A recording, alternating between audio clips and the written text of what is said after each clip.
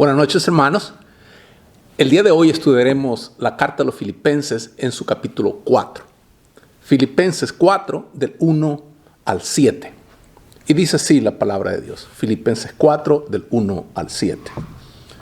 Así que, hermanos míos, amados y deseados, gozo y corona mía, estad así firmes en el Señor, amados. Ruego a Evodia y a Síntique que sean de un mismo sentir en el Señor. Asimismo, te ruego también a ti, compañero fiel, que ayudes a estas que combatieron juntamente conmigo en el Evangelio, con Clemente también y los demás colaboradores míos, cuyos nombres están en el libro de la vida. Regocijaos en el Señor siempre. Otra vez digo, regocijaos. Vuestra gentileza sea conocida de todos los hombres. El Señor está cerca. Por nada estéis afanosos, sino sean conocidas vuestras peticiones delante de Dios en toda oración y ruego con acción de gracias. Y la paz de Dios, que sobrepasa todo entendimiento, guardará vuestros corazones y vuestros pensamientos en Cristo Jesús. Amén. Todo este pasaje resume el calor del afecto de Pablo a sus amigos y hermanos filipenses. Los ama y anhela. Son su gozo y corona. Los que él ha traído a Cristo son su mayor gozo. Y cuando las sombras se cierran a su alrededor, cuando las cosas comienzan en su vida a parecer más difíciles, es cuando le llama su gozo y corona. Cualquier maestro conoce la emoción de poder señalar a alguna persona que ha triunfado en la vida y poder decir, era uno de mis estudiantes. Hay figuras gráficas tras la palabra que usa Pablo para decir que los filipenses son su corona. Hay dos palabras griegas para corona y tienen trasfondos diferentes. Una es diadema, que quiere decir la corona real, la corona de un rey. Y la otra es estéfanos, que es la que aparece aquí, que tenía dos trasfondos. Uno era la corona que recibía el atleta vencedor en los Juegos Deportivos griegos. Se hacía de hojas de olivo silvestre, entretejidas con perejil verde y hojas de laurel. El ganar esa corona era la cumbre de la aspiración de cualquier atleta. Dos, era la corona con la que se adornaban los invitados a un banquete en alguna gran ocasión festiva. Es como si Pablo dijera que sus amigos filipenses eran la corona de todos sus esfuerzos. Es como si dijera que en el banquete final de Dios serían su corona festiva. No hay ningún gozo en el mundo comparable al traer a otra alma a Jesucristo. 3 veces en los primeros 4 versículos de este 4º capítulo aparece la frase en el Señor. Hay 3 grandes mandamientos que da Pablo en el Señor. 1, los filipenses han de mantenerse firmes en el Señor. Solo con Jesucristo puede una persona resistir las seducciones de la tentación y de la debilidad de la cobardía. La palabra que usa Pablo para mantenerse firme en griego es stékete. Es la que se usaría de un soldado que tuviera que resistir el fragor de la batalla cuando el enemigo se lanza contra él. Eso es estar firme. Sabemos muy bien que hay algunas personas en cuya compañía es fácil hacer lo que no se debe. Y que hay otras en cuya compañía es fácil resistir al mal. Algunas veces cuando miramos atrás y recordamos algún momento en que nos desviamos o caímos en tentación o perdimos nuestra dignidad, decimos anhelantes pensando en alguien a quien amamos. Si él o ella hubiera estado allí, aquello no me habría sucedido. Nuestra única seguridad frente a la tentación está en el Señor. Y sentir su presencia a nuestro alrededor y en nosotros. La iglesia y el cristiano solo pueden mantenerse firmes cuando están en Cristo. 2. Pablo exhorta a Evodia y a Síntique que estén de acuerdo en el Señor. No puede existir unidad si no es en Cristo. En los asuntos corrientes de la vida sucede a menudo que personas de los más diferentes se mantienen en una cierta relación porque reconocen a un gran dirigente. Su lealtad mutua depende totalmente de su lealtad hacia él. Prescindir del dirigente y todo el grupo se desintegraría en unidades aisladas y a menudo en guerra. Las personas no se pueden amar unas a otras a menos que amen a Cristo. La fraternidad humana es imposible aparte del señorío de Cristo.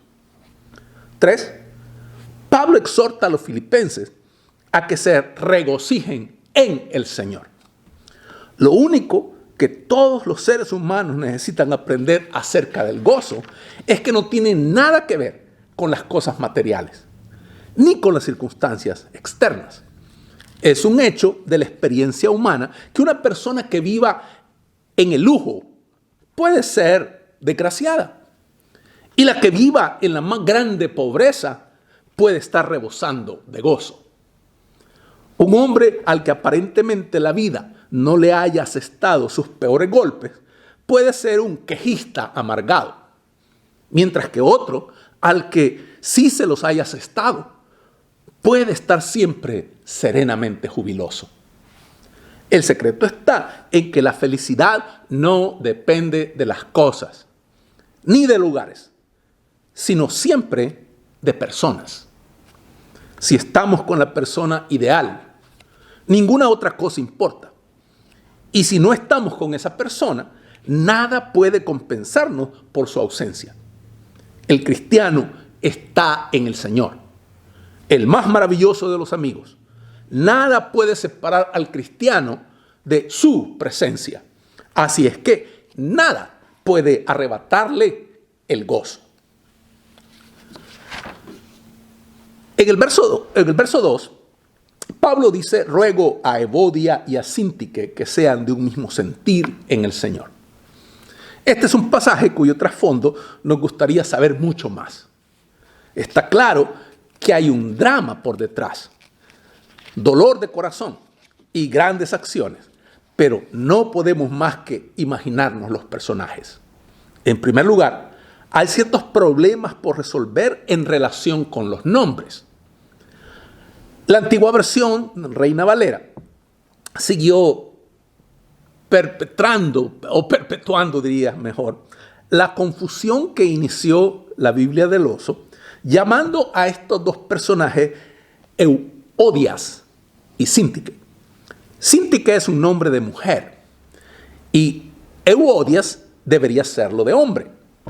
Existe la antigua conjetura de que Evodia y Síntique eran el carcelero de Filipos y su mujer, según lo que dice Hechos 16, 25 al 34, donde se nos cuenta la historia del carcelero de Filipos, y que llegaron ellos a estar entre los dirigentes de la iglesia en Filipos, pero que ahora estaban peleados. Pero es seguro que el nombre correcto no es Evodia, sino Evodia, como aparece en las traducciones modernas, que es un nombre de mujer. Por tanto, eran dos mujeres las que estaban peleadas. Bien puede ser que fueran mujeres en cuyas casas se reunieran dos de las congregaciones caseras de Filipos. Es muy interesante ver mujeres que representaban papeles importantes en la organización de una de las iglesias originales. Porque en la cultura griega, las mujeres estaban más bien, si acaso, entre bastidores. El ideal de los griegos era que las mujeres respetables se dejaran ver y oír lo menos posible. Una mujer respetable no aparecía nunca sola en la calle.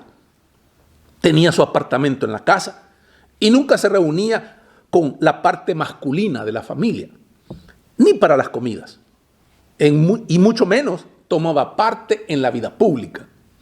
Pero Filipos estaba en Macedonia, que es al norte de Grecia, donde las cosas eran muy diferentes.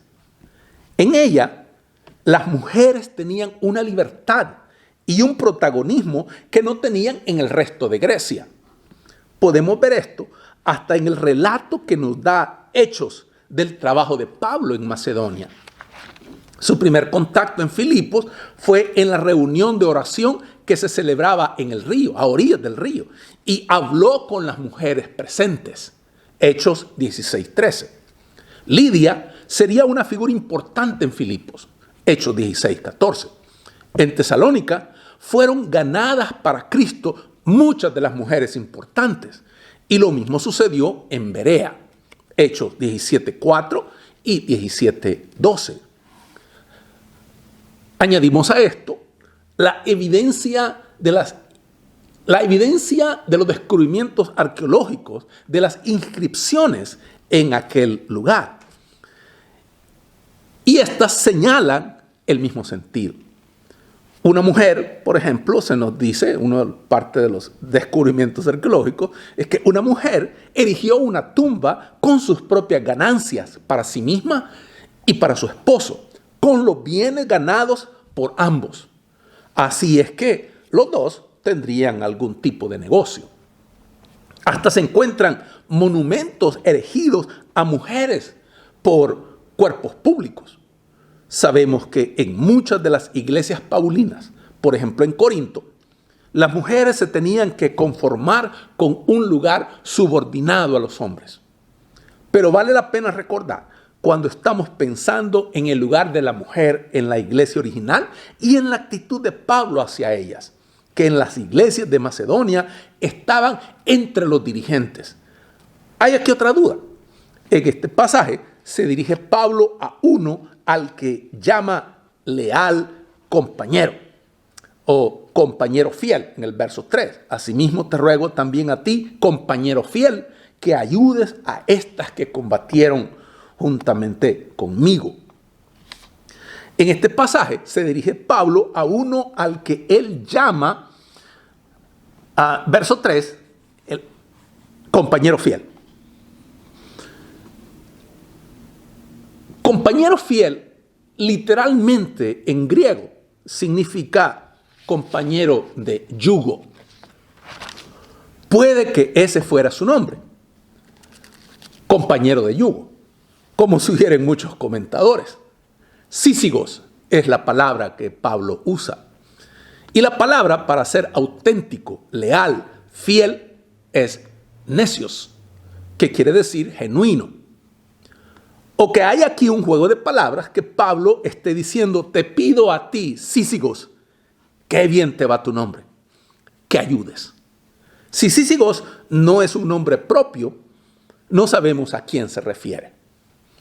Puede que la mejor sugerencia sea que era Epafrodito y que así le respalda a Pablo encargándole no solo de llevar la carta, sino también de poner paz en la iglesia de Filipos. De Clemente no sabemos nada más. Hubo más tarde en la historia un famoso Clemente que llegó a ser obispo de Roma y que puede que conociera a Pablo, pero era un hombre bastante corriente. Hay dos cosas que conviene notar. Uno, es significativo que cuando había una pelea en Filipos, Pablo movilizara todos los recursos de la iglesia para remediarla. Creía que no había esfuerzo demasiado grande para mantener la unidad en la iglesia. Una iglesia en la que hay peleas no es una iglesia, porque le ha cerrado las puertas a Cristo. No se puede estar en paz con Dios y en guerra con los hermanos al mismo tiempo. Dos, es lamentable que todo lo que sabemos de Evodia y Síntique es que eran dos mujeres que estuvieran peleadas. Eso nos hace pensar. Supongamos que nuestra vida se hubiera de resumir en un versículo. ¿Qué se diría de nosotros? Clemente pasó a la historia como pacificador. Evodia y Síntique como peleadas. Supongamos que hubiéramos de pasar a la historia por una sola cosa que se supiera de nosotros. ¿Cuál sería? ¿Por qué te conocería? En el verso 4 dice el apóstol Pablo: regocijaos en el Señor siempre. Otra vez digo, regocijaos. Y luego le añade: vuestra gentileza sea conocida de todos los hombres. El Señor está cerca. Pablo propone a sus amigos filipenses dos grandes cualidades de la vida cristiana. Dos. La primera es la cualidad del gozo. Regocijaos. Os lo diré otra vez. Regocijaos. Es como si al haber dicho regocijaos, se le representara en la mente el cuadro de todo lo que se le echaba encima. Él mismo estaba en la cárcel, con la perspectiva de una muerte casi cierta. Los filipenses estaban iniciando la carrera cristiana y les esperaban inevitablemente días tenebrosos, peligrosos y persecuciones. Así es que Pablo dice: sé lo que estoy diciendo. He pensado en todo lo que nos puede suceder. Y todavía digo, regocijaos. El gozo cristiano es independiente de todas las cosas. Independiente de todas las cosas de la tierra, debo decir. Porque tiene su fuente en la presencia continua de Cristo. Dos amantes están siempre felices cuando están juntos. No importa dónde. El cristiano no puede nunca perder el gozo porque no puede perder nunca a Cristo. Segundo, Pablo prosigue: vuestra gentileza sea conocida de todos los hombres. La palabra epieikes, que es traducida por gentileza, es una de las palabras griegas más intraducibles, más difíciles, más intraducibles. La dificultad se puede ver por el número de traducciones que se le dan en diferentes versiones de la Biblia, de las que cito algunas pocas. Son las siguientes: moderación, compresivos, gente buena, individuos desinteresados y considerados, mesura, amabilidad. Se han sugerido y usado los equivalentes en otras lenguas de ser comprensivo, simpatía, magnanimidad, autodominio, buenos modales, buena educación, cortesía, gracia.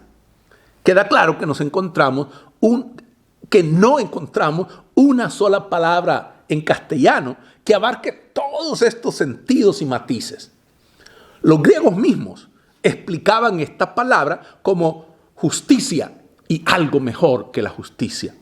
Decían que la epieikeia, palabra gemela de la anterior, debería entrar en juego cuando la estricta justicia resultaría injusta.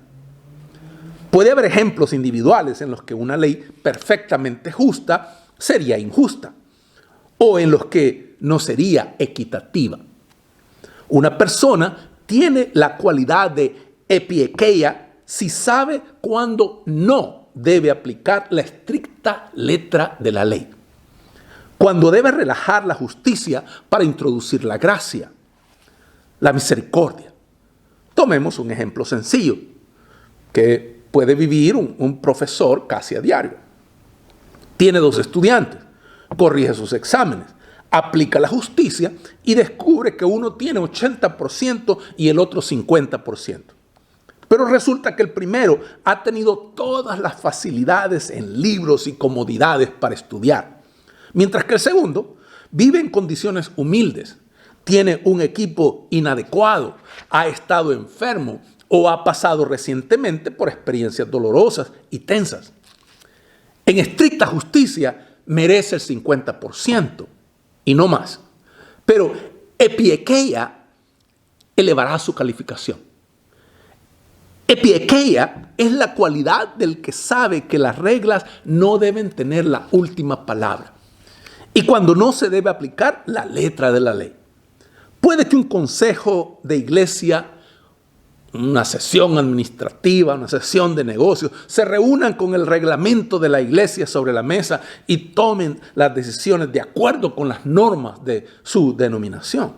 Pero hay veces en que la situación exige que no se tome el libro del orden, la constitución o las reglas como la última palabra. El cristiano, como lo veía Pablo, sabe que hay algo por encima de la justicia. Cuando le trajeron a Jesús a la mujer que había sido sorprendida en adulterio, Jesús podía haber aplicado la letra de la ley, según la cual debía ser muerta a pedradas, lapidada. Pero él fue más allá de la justicia. En estricta justicia, ninguno de nosotros merece nada más que la condenación de Dios. Pero él va más allá de la justicia.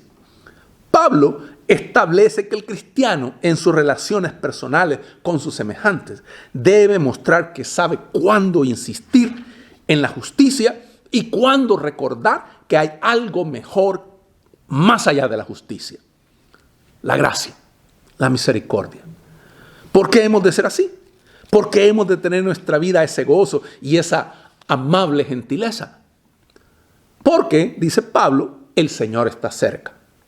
Si esperamos la venida triunfal de Cristo, no podemos perder nunca ni la esperanza ni el gozo.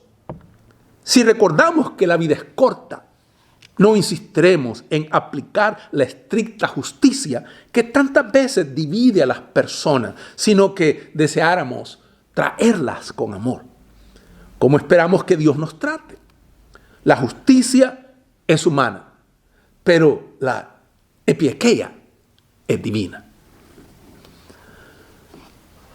Pablo pasa a decir: no os preocupéis por nada estéis afanosos, sino sean conocidas vuestras peticiones delante de Dios en toda oración y ruego con acción de gracias. Y la paz de Dios, que sobrepasa todo entendimiento, guardará vuestros corazones y vuestros pensamientos en Cristo Jesús.